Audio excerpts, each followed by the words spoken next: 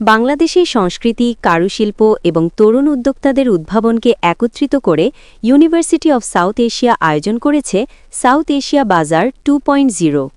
সকালে উত্তর কাউন্দিয়ার ক্যাম্পাসে অনুষ্ঠিত এই উৎসবে স্থান পেয়েছে বাংলাদেশের ঐতিহ্যবাহী পণ্য, গ্রামীণ খাবার, হস্তশিল্প, লোকসংস্কৃতি, মেহেদি কর্নার, কসপ্লে সেগমেন্ট, রানোপা ও বায়োস্কোপ সহ নানা আকর্ষণ।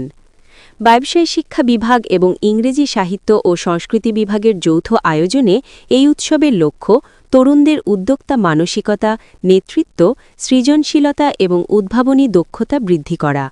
বিশ্ব উদ্যোক্তা সপ্তাহের অংশ হিসেবে আয়োজিত এই বাজারে শিক্ষার্থীরা নিজস্ব সৃজনশীল ব্র্যান্ডিং ও উদ্যোক্তা ধারণা উপস্থাপন করে দর্শনার্থীদের ব্যাপক মনোযোগ আকর্ষণ করেছে।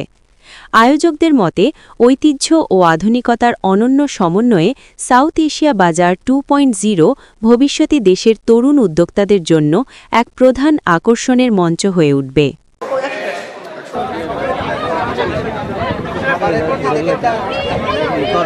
Apa